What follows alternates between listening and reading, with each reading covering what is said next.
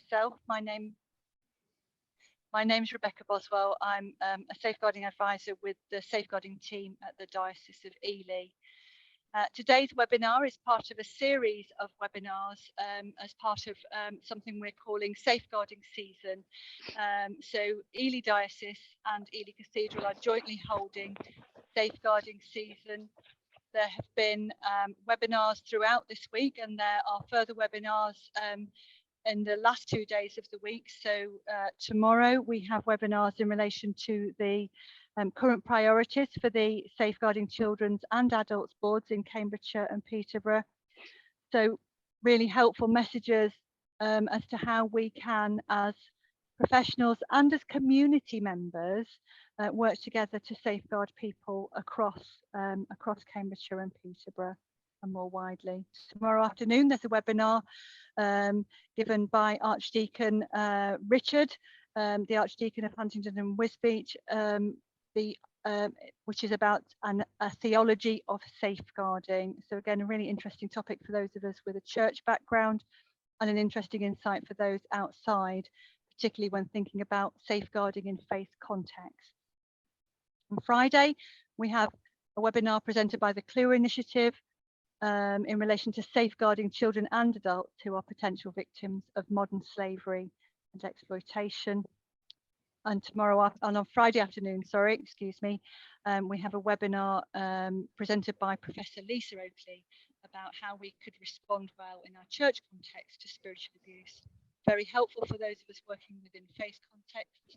It's also for those involved in safeguarding in other agencies where spiritual abuse may be a feature of the lived experience of people that they are supporting as well.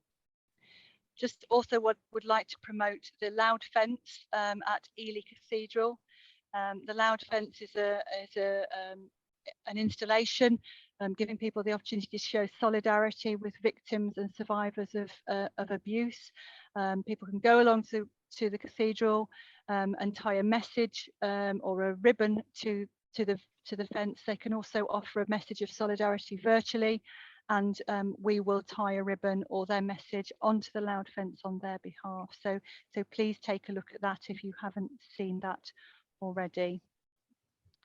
So today's presentation is from Tiff Lane, and she will of course introduce herself. Tiff's presentation will last for about an hour. There will be pauses throughout the presentation for people to contribute, to ask questions, and to think about the issues that Tiff is describing to us. For those of you familiar with Zoom, but not perhaps with webinars, the chat function in this webinar has been disabled, and we use the question and answer button at the bottom of my screen. I'm on a laptop to ask questions or put any responses in to the presenters today. So please use that function. And finally, just a message about keeping ourselves safe. We all come from different backgrounds, we all have different experiences, and we bring those with us into this virtual space. We could hear information that's challenging, distressing, not intentionally distressing, but that may trigger an emotional reaction for us. So we please recommend that you keep yourself safe, take care of yourselves. If you need support, please contact the safeguarding team. Our details are on the website after the training, or indeed any other agency where you can access support. There is a page on the Diocese of Ely website that gives lots of resources and organisations for support.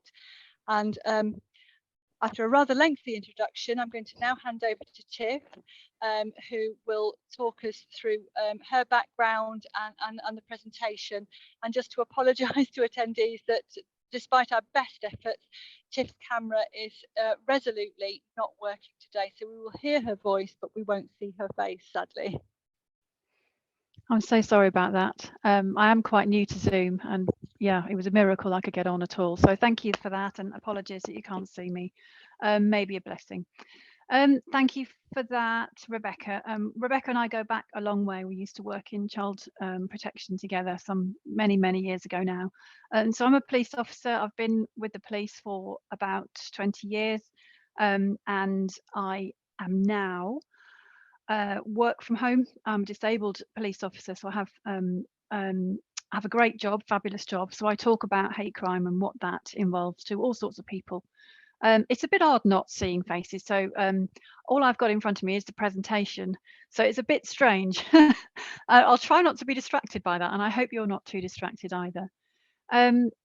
So my role, Action Against Hate, which is the government's initiative for trying to combat hate in England and Wales. And that's what I do. I'm trying on a daily basis to engage with communities, educate, and also educate our own officers and staff about all matters to do with hate crime.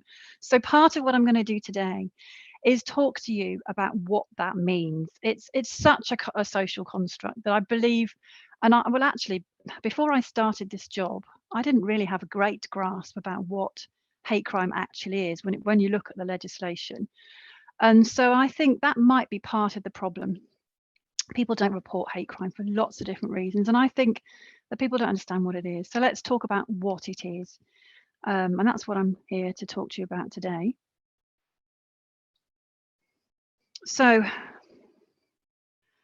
I am a police officer, so I apologise in advance for some police words that I might use.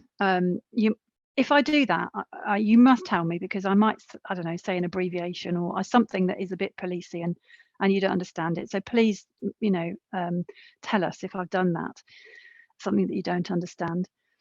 There are things in here that are not pleasant, and the things that most people won't have experienced or seen or heard about. And I'm not putting them in here to shock you. I'm putting them in here to help us all to understand what does happen. So if it's too much, please don't listen to it, turn it off, and come back a few minutes later. Please do come back. Like Rebecca says, if you do need any support afterwards, please take that up. So every year, hundreds of thousands of people in this country are abused, or crimes are committed towards them because they're perceived as different. Now, these crimes, as I've said, are hugely underreported, and that's for lots of different reasons. Sometimes because of the police's response, or because it's just how it is for that person, or they don't realise they're a victim. But people being targeted or hurt like this live with the constant threat of intimidation, violence sometimes, and often their daily vulnerability is intensified when people exploit differences between people to foster division, fear, or hostility. This is hate, and this is why we're here today, because society continues to either be ignorant to its existence or not know what to do about it. So if you like to have a graphic or a page that shows you where we're going, that's totally what we do nowadays, and here it is. So this is where we're going today. This is the topic. So we're going to talk about what hate crime is. It's useful to know what it actually is rather than the social concept or the construct. And if you, like me, have not been directly impacted by this kind of targeted abuse, then it's very useful to look at how and why it hurts and how it starts. And also a little insight into why it happens, and why society needs upstanders, active bystanders, in order to stamp out abuse, why we need you. So let's start by watching and listening to a well-known poet. He's called George the Poet, and he talks about what hate crime is. And it's such a beautiful poem for such a horrible subject, really. Stand by. I'm just going to come out of this and go back to YouTube. Hopefully you'll be able to hear this. Here we go, about 2 minutes long.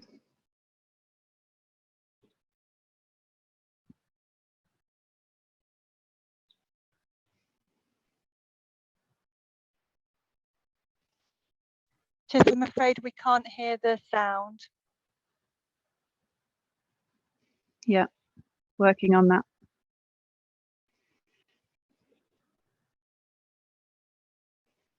Apologies, stand by.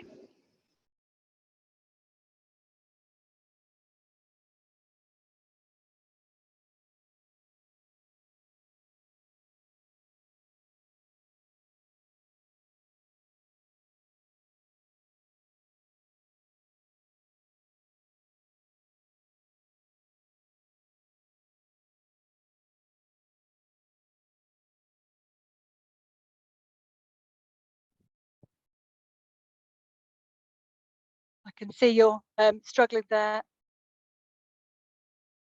Tiff, thank you so much for trying. We're not hearing any sound.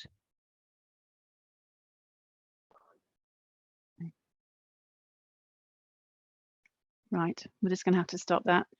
I do apologise. We played it earlier and it worked, but not doing it now. I think it's because it buffered, so apologise. If you have any time in your schedule, have a moment and watch, listen to George the poet and look at the words that he uses and really sort of think about the meanings of them, because it just summarises it so beautifully. So if I go back to the presentation, stand by, sorry, policey words.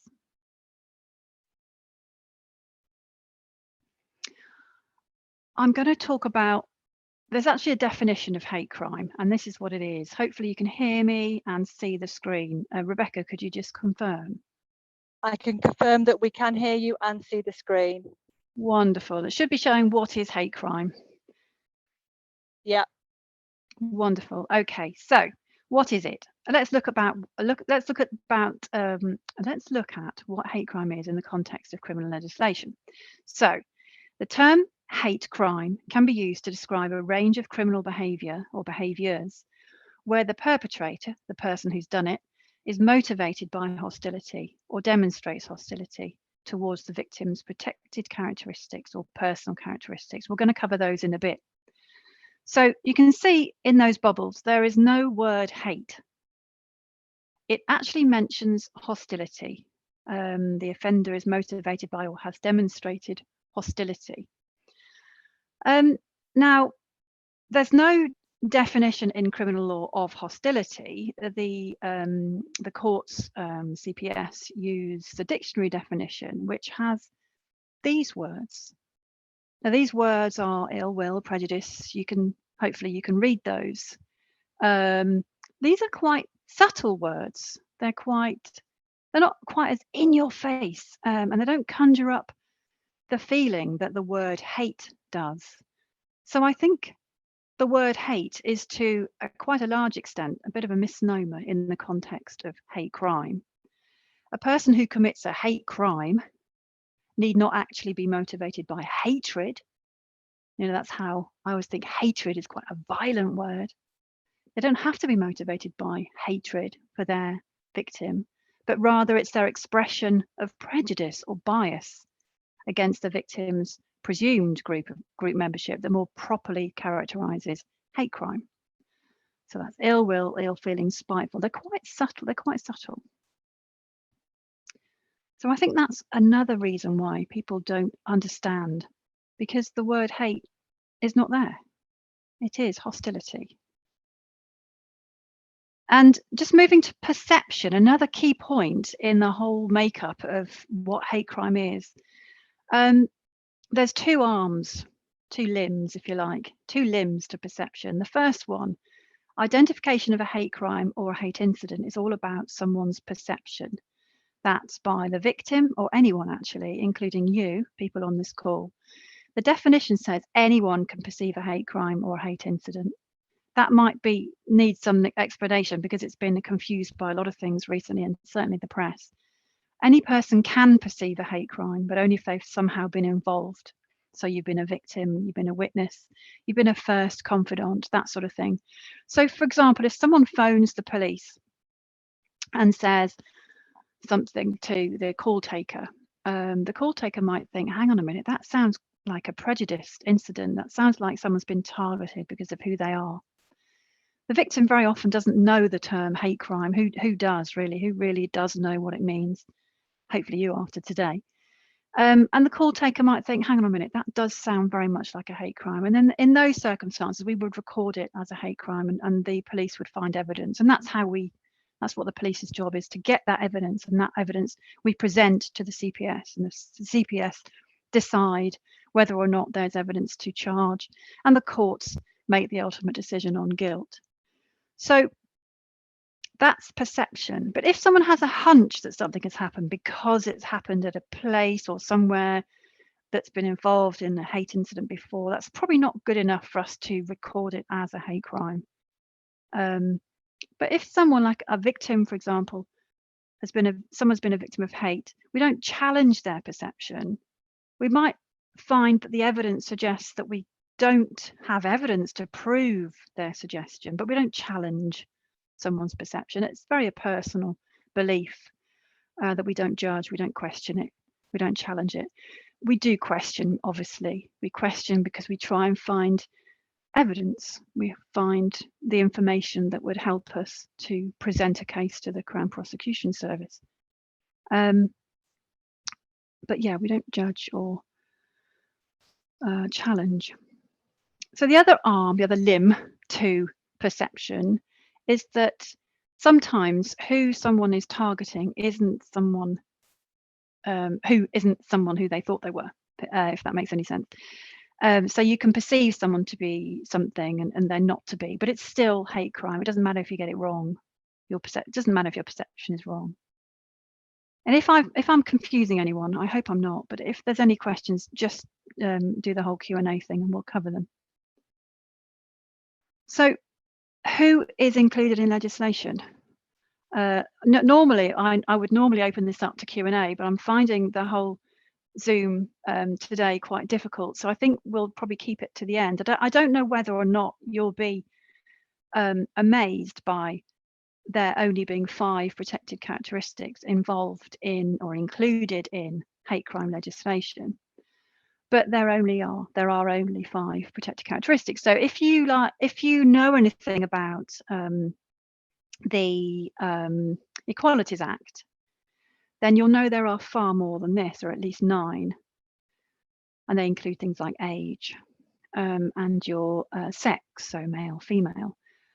But in the context of hate crime legislation, so criminal legislation dealing with hate crime, there are only 5, and they are disability or perceived disability. That includes any disability, be it visible, invisible, mental health issues, learning disabilities, and so on, any disability. Or any race or ethnicity or perceived race, that includes any racial group or ethnic background or national origin, including countries within the UK and Roma, Gypsy, traveller groups. I have to include those because people often forget that these are ethnic ethnicities. And then moving on to religion or belief, that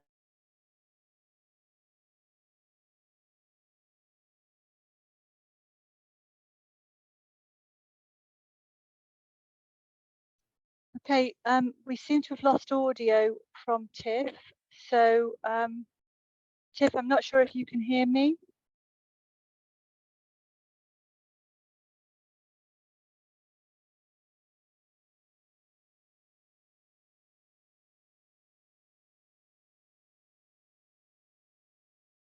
I'm just checking, Tiff, that you're not on mute, and you're not.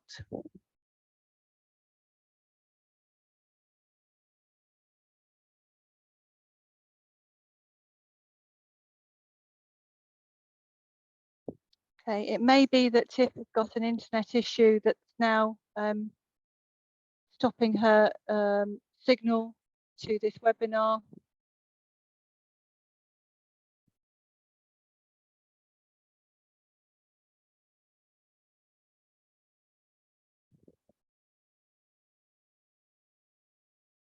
There's very little that I can do as a co-panelist to try to support Tiff back. I know that I have Sarah and Sharon here with me.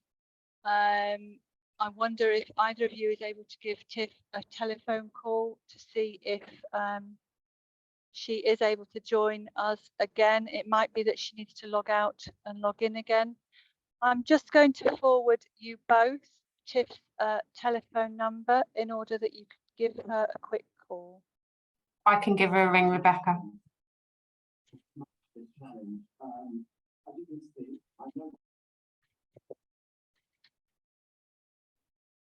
I've looked under all the settings and I can't see a way of, resolving this for her. Okay, Tiff, if you can hear us, Sharon is about to try and call you. I've sent her your telephone number.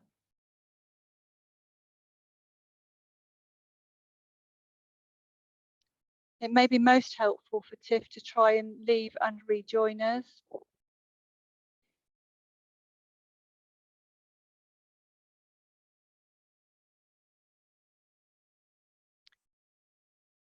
This has happened just for our participants. This has happened to me during presenting training, and it is the most awful thing when your internet doesn't play ball with you. And I can imagine Tiff's not having a very happy time of it right now, trying to get back to us and do the presentation. I'm going to pause the recording.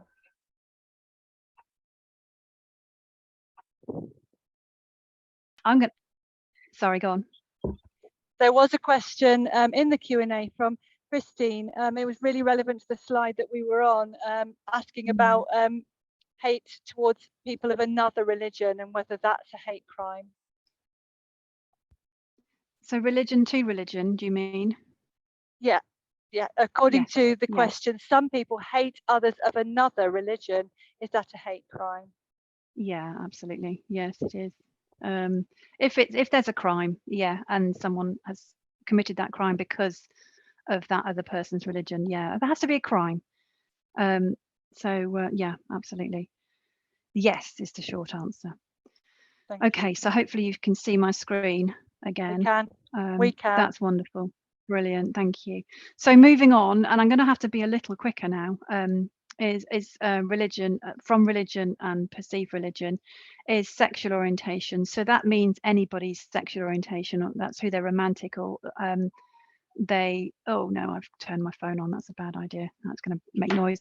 So yeah, so romantic or have sexual partners with, that's your sexual orientation. That's anybody under the LGB ladder or the umbrella ladder. And the final protected characteristic is transgender identity or transgender status. So that's the T on the end of the LGBT acronym. That includes anybody who is transgender or under the trans umbrella. Now, if anybody's not sure about what that means, that's probably a question for another day. I'm happy to come back and do presentations about being transgender or transgender identity or any of the other things on the 5 protected characteristics. I'm not a specialist, but I can always find a presentation and find an awareness session that can help anybody. So those are 5 protected characteristics. So the significance of those is if you commit an offence and you do it because you perceive someone to be disabled or have a religion or be gay or trans or black or white or whatever the difference is, as long as it's one of those protected characteristics, then it's a hate crime. And I'll summarise it a little bit in a minute. And the whole purpose of hate legislation, a significant piece of legislation, is that if we found evidence, we present that to the Crown Prosecution Service, and the Crown Prosecution Service present that to the court, and the court finds that person guilty, then they have an extended sentence, and a sentence uplift, as we call it. They have an enhanced sentence. So they get a little bit longer in prison or a bit more on their community service or a bit more fine. So that's, you get a bit more because you've targeted someone because of who they are. There's also a public statement. And so the sentence uplift coupled with the public statement is a real public announcement that, hate crime has been prosecuted. It's a really strong message for the community that hate crimes are not acceptable, and maybe gets a little bit better outcome for your victim as well. A question. Yes. A question's just come up in the chat that says, it's from Emma, who says, does this include those who identify, I think it's referring to the previous slide, does this include those who identify as non-binary or binary fluid, for example, or just those who are transgender? You don't have to have a transgender recognition certificate. So if it's to do with, that's a really good question. If you identify as trans, it comes under the trans umbrella. But it's a different acronym. Well, that's a really good question. I would say yes. Yes. Thank you, Emma. And thank you, Tiff. I would say yes, because it's really anybody under the LGBTQ plus banner. So just a summary of the key points then about hate crime. There has to be a crime for it to be a hate crime. That's kind of the whole point. And it can be any crime at all. There has to be some sort of hostility element. And there has to be the perception that someone is targeted because of who they are. It doesn't have to be the victim's perception, any person's perception. And there has to be somebody that falls within the protected characteristics as well. So that is what hate crime is. That sort of bundle of stuff forms what hate crime actually is. I don't know whether that is a surprise to anyone or not. It's not just we hate crime, everybody hates crime, but hate crime is a specific piece of legislation, and hopefully that helps you understand what it is. And what does hate crime actually look like? It's an ugly thing, and it can include verbal abuse, intimidation, threats, harassment, assault, bullying, as well as damage to property. So that, those crimes can be what we call public order offences, assault offences, criminal damage. But don't get hung up on the labels. We will determine if it's a crime. There's something in legislation that we can define this thing as. And the person who committed the offence, so the perpetrator, as we call them, can also they can be a friend, they can be a carer, they can be a neighbour, and they can be someone who exploits their relationship with the victim for financial gain or some other criminal purpose. And we'll talk about that a little bit later. I don't know whether you've heard of a hate incident. They've been in the news a lot lately for a couple of reasons, and I haven't got time to go into detail, but a hate incident is pretty much the same as a hate crime. But there's no crime, there's no legislation in what someone's done to another person. They're committed for the same reasons, they have the same impact, and they're a little bit less. Well, they're just not criminal, basically. So examples are parking disputes, people leaving smelly stuff around, noisy neighbours, kicking a football. They're quite, they could be, sometimes you don't even recognise them as hate crime. They can be quite subtle. Knocking on someone's door and running away. Some people do these things anyway, but sometimes they do them because someone in the house, I don't know, is gay or different religion or whatever the reason is. So sometimes identifying or recognizing hate, be it crime or non-crime, is sometimes quite obvious. Racist name calling, for example, that can be quite easy to recognize. Sometimes it's quite subtle. So think about this. Someone tells you that their child is being bullied at school because they wear a hearing aid. Is that hate? Could be the start of hate, the way that hate is born. And we'll talk to you a bit about that in a minute. Now, very often I hear childish banter wrapped up as bullying, banter, childish behaviour, but it has to be addressed. We have to educate people so they don't continue that sort of exclusionary behaviour, that's the real word, going forward. So as police officers, we have a duty to educate, do something, not criminalise necessarily, but we all have a duty to perhaps change people's mindsets, and so things don't escalate. And I'm going to talk about that in a bit more detail in a minute. So, and also think about this. Someone's worried that a woman they haven't seen before is living with their neighbour, and their neighbour is a person with a learning disability. Now, this woman is taking the disabled person's money, that's your neighbour, and living in their house. The woman has befriended the disabled person, but does a friend take money, bring others round, use all your food, ruin your house? Is the friend really a friend, or someone taking advantage because the other is a learning disabled or person with a learning disability? Now, this happens. You might hear it being called mate crime or cuckooing. Cuckooing is the same, but also slightly different. But what crime is actually happening here? It could be theft, because you're potentially permanently depriving someone of something without their consent. But there are issues with the consent when you have someone who has let someone come into their home, and there's difficulties. Like I said, there's subtleties, there's difficulties with police finding the evidence to prosecute something as a hate crime. That's something to think about, I think. Is someone being called offensive names in the street because of who they choose as a partner? Is someone's house being targeted by local children throwing eggs because they think the person who lives there is transgender? They're all potential hate crimes. Hate is targeting people because of who they are, regardless of whether the victim knows it or not, or even if the victim is not who they are believed or perceived to be. Now, because I am, you can't see me, I don't know whether you can see me, I don't know whether I'm still blank, but I'm a white middle-aged woman. I'm also a police officer, I'm a mother, I'm a human being.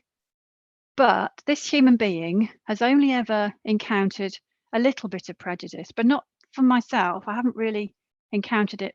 It's because of who I have been friends with in the past. I don't know them now, we've kind of drifted apart, but my first love was a gypsy, and as a child, as a young adult, we experienced a lot of prejudice, and it was a bizarre thing to me. I'd never experienced it, never heard of it really, and as a white sort of middle-aged woman, I haven't really experienced a lot of it myself. But as a police officer and as a researcher, my responsibility is to try and understand that and educate our staff about the impact of hate.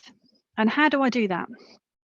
Well, it's not nice explaining the stuff that I've found, and the person that I use as an example, I don't know whether they'd like to be used as an example. I haven't ever asked them, but their mother has posted a video on social media. She lived in Queensland in Australia when she posted this. This was a couple of years ago. This was just before lockdown, first lockdown, that I saw this, and it had a real impact on me because I've got a child, and I also work with lots of disabled people, so it had a real impact on me. Again, there's a health warning. So what's happened to this child is he's been picked up from school and he is absolutely sobbing. He's crying hysterically, and he's saying to his mum, I don't want to die, I can't cope with this anymore, I want to kill myself. And this is a young boy. And if you see the video, it comes with a health warning. It's really, really upsetting, and no one wants to see anybody in such distress, let alone a child, and wanting to kill themselves. And why? Why did he want to die? Why did he feel like this? Well, he'd been patted. And I say that to some people, and I'm talking to some people, and I say, he's been patted, and I want to watch their expressions and see, well, do they think that's ridiculous? Why would a child have this extreme reaction to being patted? I think he was patted on the head or the shoulder. And then I say, this child has been patted, patronised, joked, laughed at all his life. This child is Quaden Bales, and he has a form of dwarfism called achondroplasia. And so he's a little person, so he's a little bit different. And he has to live with the difference and the reaction that people have to his difference all his life. And most of the time we can cope, but this day he had had enough. And I say to people, and I say, think about this, you're a sponge, and you're drip, drip, drip, drip, drip, and one day you've had enough, you're saturated, and out it floods. And this is what happened to Quaden. He's had enough. And it was a little incident, but not to him. This was I think there's is it an idiom called the straw that broke the camel's back? I'm not really supposed to use idioms because not everybody understands them, and I'm not sure I do actually, but this is what happens. Now, if you have been targeted, you might have been targeted all your life, or certainly for a long period of time. You might not. But to understand the impact and the harms of hate, the harms of hostility, of prejudice, think about that sponge. And when someone comes to the police, they're very often saturated. So they might have had really horrible stuff happen to them in the past, and this particular incident might not be quite so bad, but to them it's still huge. And we, the police, should appreciate that and should understand the stuff that might have happened before and take it all into consideration when responding to that person. Because if we respond badly, it can have a massive effect on the victim. And that's how I explain the harms of hate. Now, there's a brilliant video that was produced by Leicester University. It's a few years old now. It's called The Harms of Hate. So if you Google it, or go into YouTube, Harms of Hate, Leicester University, you'll come up with a video. It's about 13, 14 minutes long. And I usually play that to all our new recruits when I do my hate crime training. And it's a really good watch if you've got the time. I recommend it. Now, as well as those... Thank you, Tiff. I was just going to step in between the slides, just to say that Emma's commented in the questions and answers, saying that they often have situations of financial abuse to vulnerable people, but she hadn't thought about that as a hate crime. Yeah, I think it's no, and I would understand why you wouldn't think of it as a hate crime, because very often the issue there was consent. And I've, as an investigator in the police, I've investigated quite a few, and it's difficult because the consent issue is there, and what you have to do is to determine whether your person has got capacity to consent, and if they do have capacity to consent, do they really understand the motivation of the person who's taken the money? And that's the difficulty. If they do have capacity and they're giving the money away, that you know, I've been in conversations with a young man who lives on his own, fully independent, he had cerebral palsy, and he was being befriended by local young people, and he loved having friends. And to break a young person's heart and to break them down is a horrible thing to do, and it's a very difficult thing to do for him, obviously, and for the police, because I couldn't evidence the permanent deprival of money without, because he consented it. To permanently deprive someone of money, you have to not consent to it to happen, so that there's no theft there. So that's the difficulty. So that's probably why you haven't thought of it, but it's also quite difficult to prove. But that's not, still send it over to I think what you would normally do is send it over to safeguarding. And that might go on to the MASH, the Multi-Agency Safeguarding Hub, where there's police officers and social workers, etc. So yeah, it's a tricky one, but it does happen. But it doesn't mean you shouldn't report it. And we'll do what we can. Tiff. Thank you. Thank you. Thank you very much for the question. It's a really good question. So victims experience all sorts of damage, and that can include physical, emotional, psychological, but also economic damage. So as well as being, people having their money taken, I explain economic damages. Well, I had a conversation with a woman a couple of weekends ago who was sobbing. I was doing a small presentation at a Black History Month event, and she broke down and said, I'm just getting abuse on the bus. I don't want to go to work. I don't feel I can go to work. So it stops people doing their day-to-day stuff. There was a group of disabled people in Cambridgeshire polled, I think that's the right word, surveyed, that's probably a better word, about using the public transport. And I'm talking very general comments were that we try not to use public transport, we can't go to work because of the abuse we get on the buses. So it does have a far-ranging effect on people, and that can include all sorts of things. There's a comment in the questions and answers from Christine, who said that when she was dealing with conveyancing, when the person buying the house could not complete the transaction as her husband, who she was leaving, had stolen all the money from the account. Right. That sounds, well, that doesn't sound like hate crime.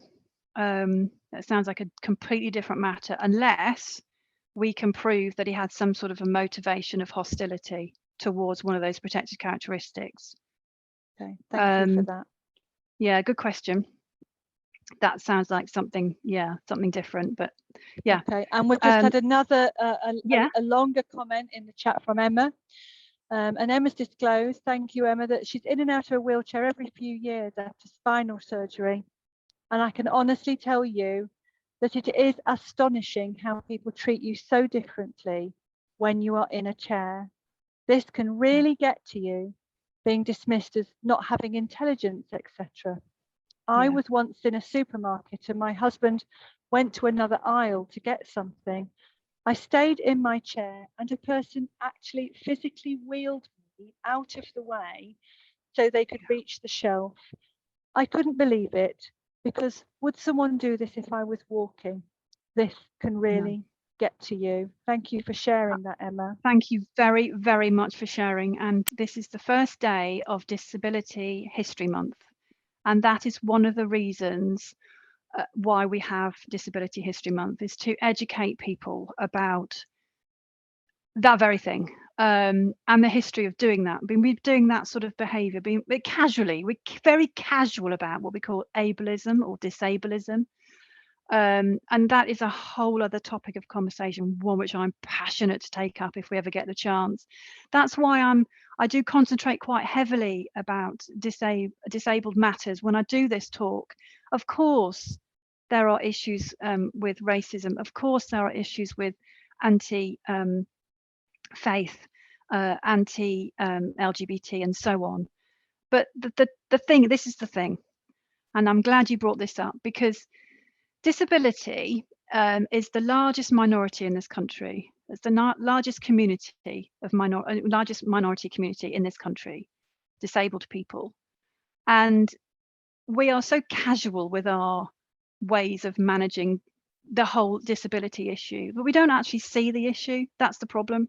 And so I'm really, really glad that you brought that up. And we've got lots of different webinars running for the police throughout Disability History Month. There are like dozens, with probably, I think there's nearly 25, and it includes that subject.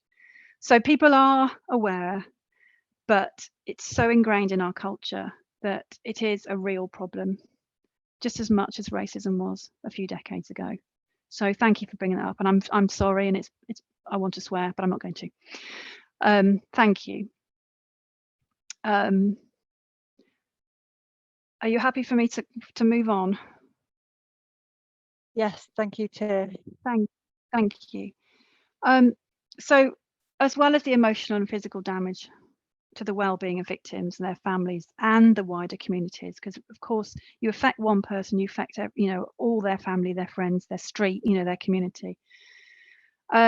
Research highlights that the majority of hate victims are not aware or don't know how to access support services. So we're going to talk about that later on. Hate crime victims come from various different backgrounds, have different experiences and support needs. So, very often people treat everybody the same. We don't see this, we don't see that. We have to understand that we're all made up of differences. I am a woman, but I'm also a mother. I am disabled. I have a colleague who is Black. She's disabled. She's gay. So there's all these and in fact, in British Sign Language, if I could show you, there's this intersectionality that we have to remember, we have to be cognizant of, because we shouldn't ignore it. And here's the signing. If you could see me, I could sign you intersectionality. We have to realize everybody is very, very different, and everybody's experiences are different. So one size fits all never meets anybody's needs. So I'm going to move on now, and I'm going to talk about how hate starts. And this is another subject that is quite emotive. So again, I apologize. I don't want to upset it, and it unfortunately does trigger as well. So apologies. Step out if you have to. Now, there's lots of science, there's lots of research about how we are the way we are. Hate is not taught. It's definitely shouldn't be, but it can be a family value. And there are lots of stages throughout your childhood and your adolescence when your values and therefore your prejudice are developed. I think that's quite obvious. But this is a theory that I like to talk about. It's easy to understand how things are born. So to understand prejudice, I look at in fact, there's Allport. I think if you're a psychologist or done psychiatry or psychology and sociology, you might have heard of Allport, and he has the scale of prejudice and discrimination, which is fascinating, but simplified for my little mind is the pyramid of hate. So let's look at it. Right at the bottom, there is bias, but hang on a minute. Underneath bias, underneath this page, or underneath, a little bit deeper, is unconscious bias. You've probably heard of unconscious bias, also described as I've forgotten the word. Oh, no, I've forgotten the word. Sorry, menopause. Now, unconscious bias is our fundamental way of looking at and encountering the world. And basically, it's our hardwired pattern of making unconscious decisions about other people or things or circumstances, situations, based on what feels personally safe, personally likable, valuable, and competent. That's our personal method of coping in a snap decision situation. Did you hear my snap? There we are. It's a fascinating topic, I find. It's a survival tool, and our perceptions and our methods of making these decisions are definitely shaped by past experiences and messaging. This is not a bad thing, and sorry about my dog. They get us through daily life. It overrides rational decision making in times of stress, anxiety, or frustration, and sometimes when we are just fine. Now, I'm going to talk about police officers. So police officers have to go to things at times of the day when they're tired, when they're stressed, when they're hungry, and possibly sometimes a little bit angry. They're humans. When you go into an incident, we call them incidents, and you're tired, angry, stressed, hungry, and all the rest of it, you rely on your unconscious thoughts. It's just what we do. You know, when you're driving, you don't think about the gear shift, you don't think about the brake pedal.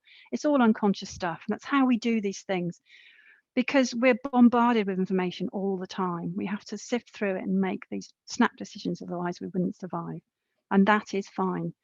But unconscious bias can have a really significant influence on how we react. It has significant influence on our attitudes and our behavior, regardless of how fair-minded we believe ourselves to be. We do automatically respond to things or other people in positive and negative ways.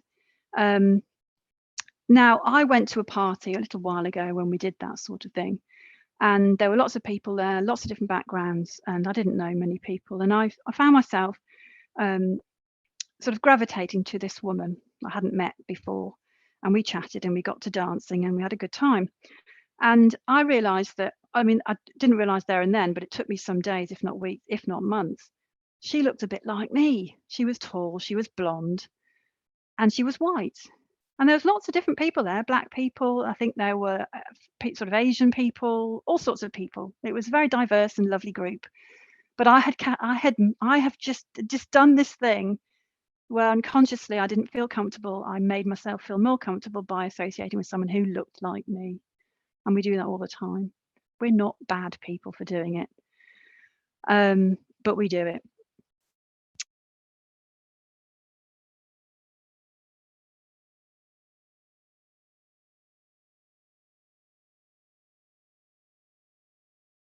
And if we're not aware of it, or if we let it reaction or my instinctive feeling, yeah, fascinating stuff. And I love these. There's loads and loads of different examples of unconscious bias that have been given names.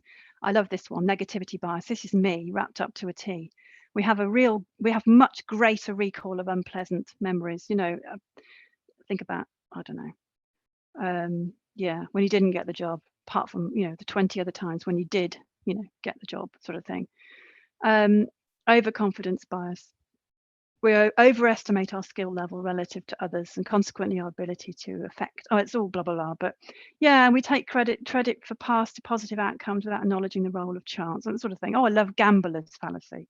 I'm waffling a bit because I get very excited about this. We think that just because we've just thrown a dice 4 times and it came up as this, it's going to be that the next time. It's fascinating stuff. If you don't know anything about it, do have a look, and I apologize if you do. So unconscious bias, I should say unconscious bias, not bias. Unconscious bias is purely natural, very normal. We are disposed to like certain people, dislike others potentially, or favour people that look like us. And we often don't realise it. And there's a really cool thing on the BBC. Oh, no, actually it's not, it's itv.com. how to take the unconscious bias. Loads of them. Have a look at them. They're fascinating. But we mustn't suppress it, because that will just make it worse. Make it sort of lets it kind of get a real root in our psyches, I suppose, and can make our responses a bit more extreme. So, you know, knowing about it is always a really good thing, and knowing that it can affect our behaviour in quite subtle and sometimes very unintentional ways is important. So back to that pyramid of hate. So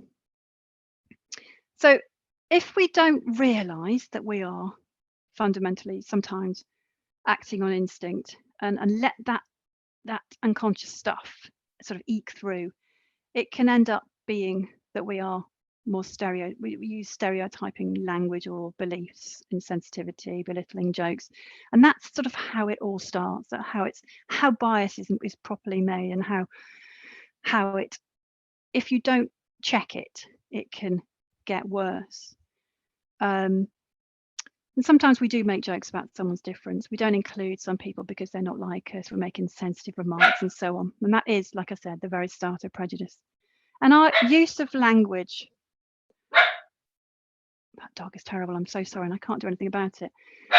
Our use of language is so very key.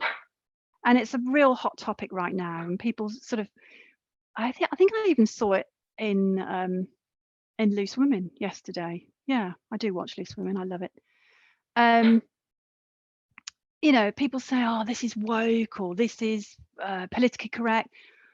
Being woke is a very good thing. Woke is realizing what's happening in our world. Woke is I woke up to a situation. It's a good thing. Being politically correct is something different to that, very different. And I think using considered, humane language should be the law. You know, I strongly believe that. It'd be very difficult to police. But anyway, considered language. It's humane, and it's also very professional. And I can promise you, if you're employed, that your employer would expect you to be using considered and considerate language, or they should do. I can give you examples. Perhaps maybe if there's a Q&A about language, then that's I often get questions about it. So if you want to ask any questions about language, do. And I can do a whole hour on it or more. So going up the pyramid, worse acts now, individual acts of prejudice. We're starting to get into the criminality bit now. Proper discrimination and so on up the scale. And you know, when I first saw the pyramid of hate, I thought, my goodness, that's a bit extreme, having bias at one end and genocide at the other. But you have to know, I had to go through that to make me realise, you know, how it starts and how it can end. If we do not, oh dear, I'm so sorry. If we don't tackle it, I can't turn that off because I can't turn it on. There we go. Oh, I'm so sorry. So rude. So, yeah, we allow ourselves to be biased or tolerate bias in others. If we do that, it develops and it grows, and so bias can grow up the pyramid. I think probably enough said. I'm probably missing a lot of things I wanted to tell you, but what I want to talk about now, again, another health warning. These are quite extreme cases. They're not the worst I've seen or heard of, but these are cases where things do happen, where things have happened. Not to scare you or make you feel bad. It's just to show you that in reality, these things do happen. So day-to-day life is not like this for most people. What most people experience is more like subtle bias, microaggressions, the lower stuff on the pyramid, for example. That's most people's daily experiences. But like I said, if unchecked, it can and does escalate. So I'm going to show you some examples. Now, this is Jody Dabrowski. Now, 2 men were jailed for life for the murder of this man. He was a barman, and on In October 2005, he was attacked and he died from his injuries in Clapham Common in South London. He was gay. He was in a cruising, I'm doing inverted commas, cruising spot. So gay cruising, if you don't know, is where people go to a known place for hooking up with another person with the same interest. And so there were men targeting men at that place in order to hurt them because of who they were. So the attack was so shocking in its violence. It left Jodie's body so badly battered, he had to be identified by his fingerprints. It was a really awful case. And because of this murder and the attack of another man a few weeks earlier, London at the time was sort of certainly the gay community was in uproar. And it did end up in a vigil, which eventually the organisers of the vigil eventually turned the vigil into a series of events, which ended up being a National Hate Crime Awareness Week. And that is something that I support as hate crime coordinator for our force. And we always have events during Hate Crime Awareness Week, which is in October every year. Sorry, I had a little stop for a sip. So that's Jodie. This is Johnny Delaney, 2003. When Johnny was 15, he was attacked. He was in a fight with some other kids, all because of him being a gypsy. They actually called him names, called him out for being a gypsy. One of the boys said, whilst Johnny was being stamped on the head, one child was heard saying he deserved it. He was only a gypsy. And insert expletives into that sentence. Nobody deserves to be assaulted, hurt, injured, abused because of who they are.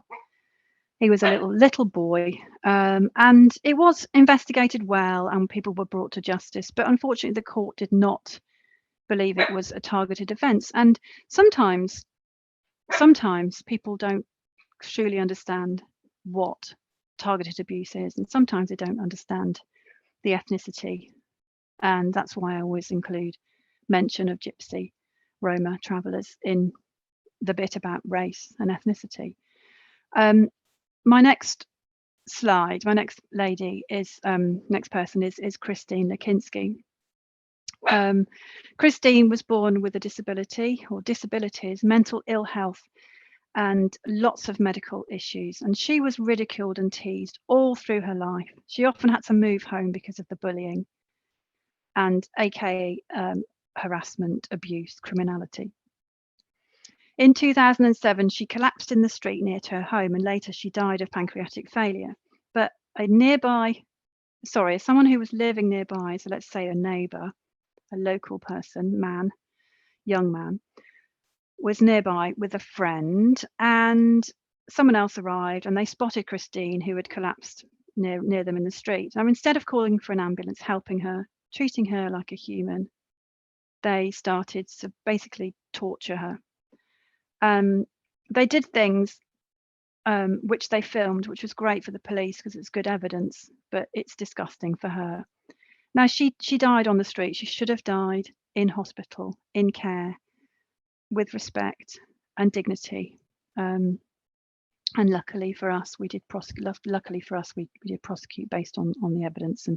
But that's the thing, you see, and unfortunately disabled people are seen and treated differently, as we have heard earlier in this call. And I hate saying it, but I have to say it because people just don't realise. And my final one is Stephen. And this is what I talked to you about earlier. It's really distressing, and I'm sorry to bring it up, but again, it's an example of what we casually call actually mate crime. So some young kids moved in with him, tortured him, and eventually killed him. And there was I don't know whether you've heard of serious case reviews, but this is what happens when there's a major failing between agencies. So social care, you may well have had a social worker, police, obviously, where it would have been involved, and they would sit around and discuss the failings. And you know what happened was really tragic, and it probably or possibly could have been prevented if only people had talked to each other about what was going on in Stephen's house. Stephen, again, he had to move several times because of being bullied. It's really tragic stuff, and I'm telling you this because people don't hear about these things, because I don't know, maybe they think they're too bad for people to hear about, or maybe they think it doesn't actually happen, or maybe it's not real, but unfortunately it does.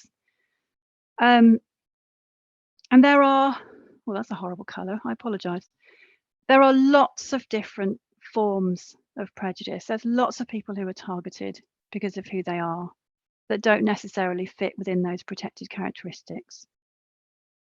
So if I'm wrong in saying that cisgender isn't listed under transgender, which I think it is, but if I'm wrong and you are abused because of who you are and it doesn't fit within those protected characteristics, we would do exactly the same, as in we would evidence this and give the evidence to the CPS showing that you've been targeted because of who you are.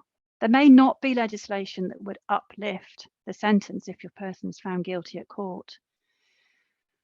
But as in the case of this young lady, she's called Sophie Lancaster, the Justice Minister at the time said that whilst they couldn't change the law after the murder of this young woman who was killed because she was a goth, they couldn't change the law to include goths or other protected characteristics into hate crime legislation. What they could do was make sure that judges treat an attack or an abuse crime, targeted crime against someone who doesn't fit that criteria in the same way, and use their powers of sentencing to the highest capability. I don't know whether you know, but there's like a sliding scale of sentencing.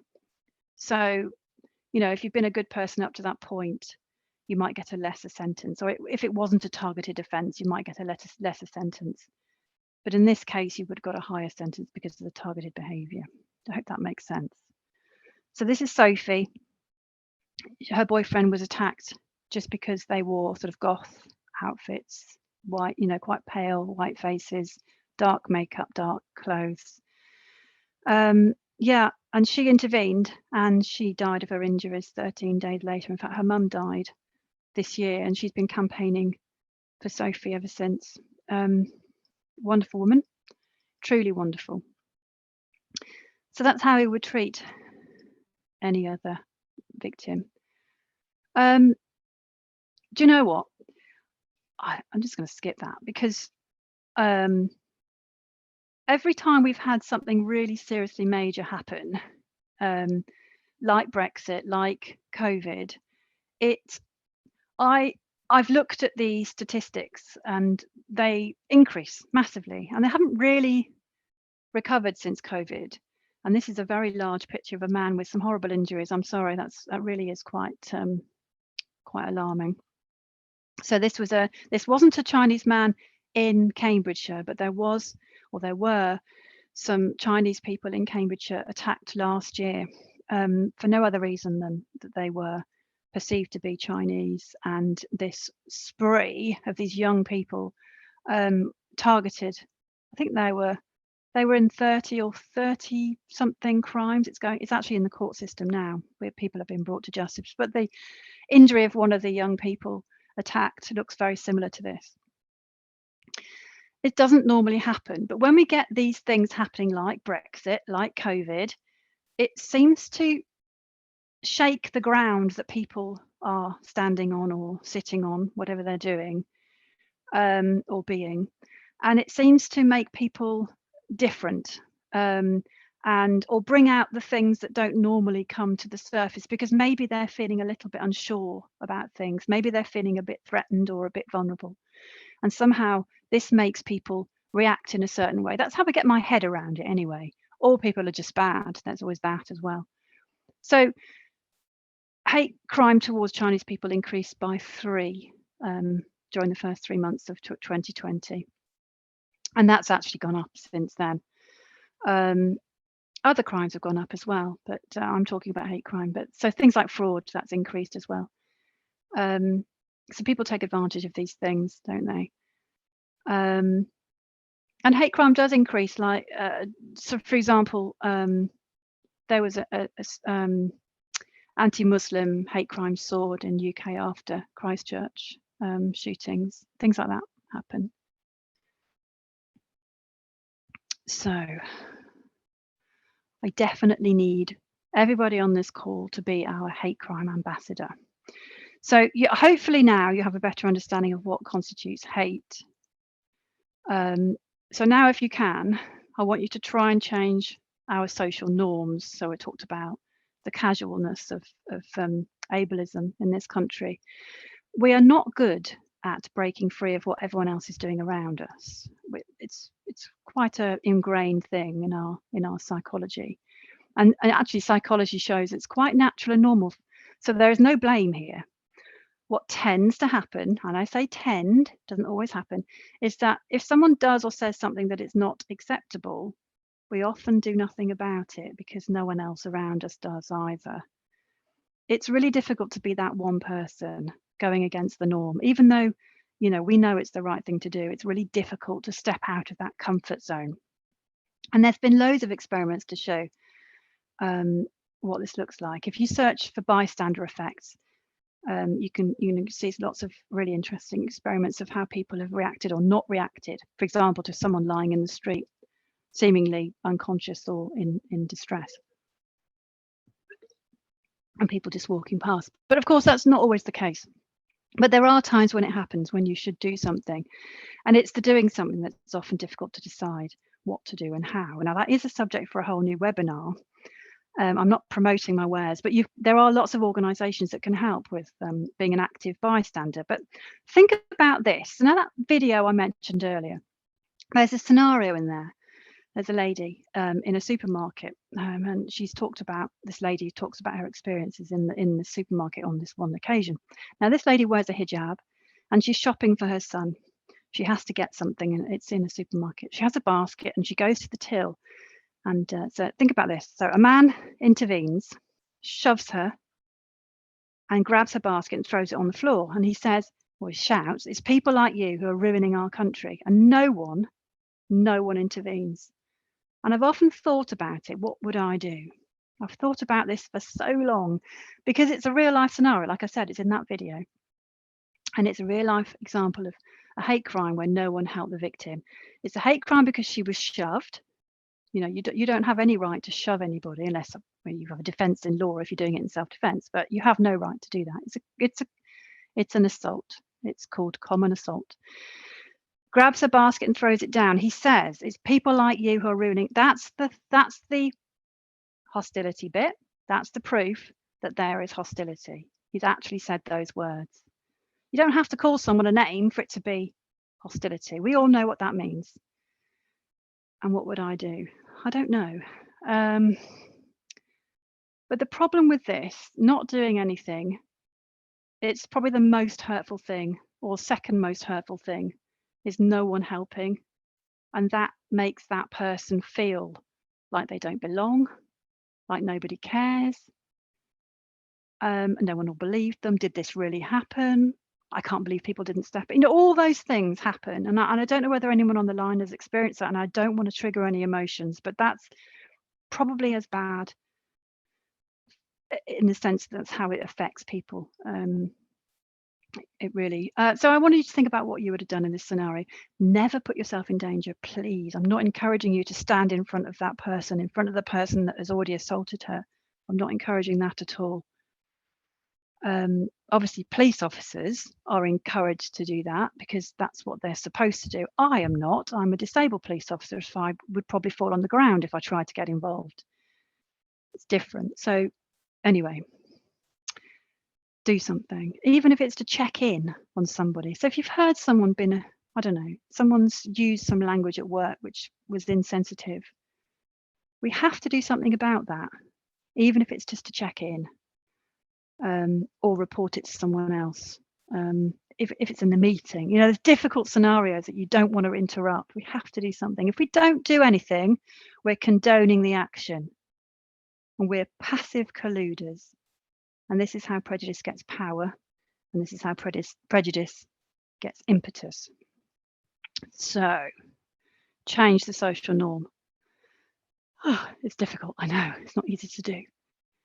And there's this brilliant, this is copyright by Cambridge University, but I noticed on their website that you can download it. So I don't think it's that 100% copywritten.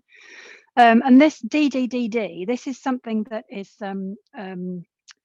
in, again, if I can send you some information about being an active bystander. There is an organisation that does this training, and I did the training myself. It's really, really good. So if you've got any money, haha, in your organisation, this is a really good thing to help people know how to speak up, when to do it, how to do it, etc.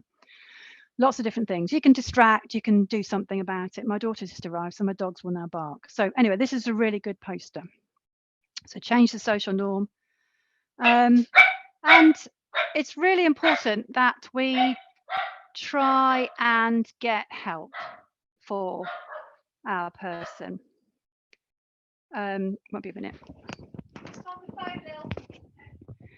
And just try and get them to ring us, try and get them to tell us what's happened. And if they can't tell the police, there's lots of other options. You can go do it online. You can go to True Vision, which is a really good website, and I'll tell you more about that in a minute. And obviously always ring 999 in an emergency. And there are loads of different organisations that can help. And I know things like Tal Mama, which measures anti-Muslim attacks, and CST, which is a similar organisation for Jewish people. And Voiceability, brilliant local organisation who looks after the voice for learning disabled people and also people with autism. And yeah, autism. Lots of different organisations here. If in doubt, I can always help you out with finding something. And finally, True Vision, which is a police website. It doesn't look like one. It's funded by the police. Looks very policey. It doesn't look very policey, but it's also got lots of organisations on there as well. So there's loads out there.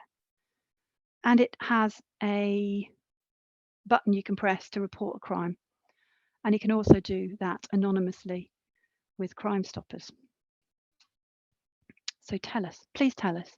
And whether or not you've told us about being a victim of crime, whether or not you have, you can still access a free service called the Victim and Witness Hub.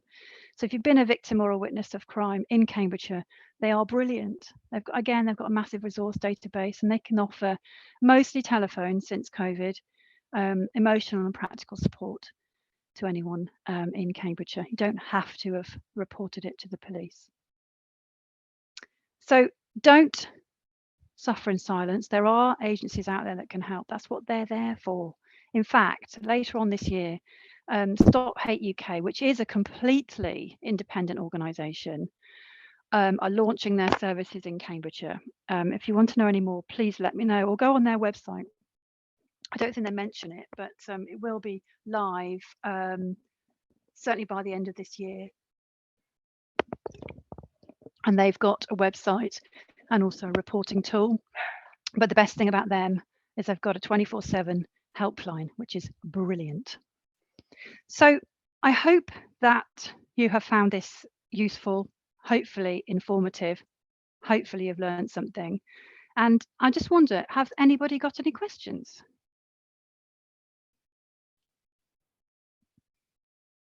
Just pause and see if some questions appear in the Q&A. It's got very dark in the room since we've been talking. I'm sort of peering at the screen now. I think I look, you can just about see me.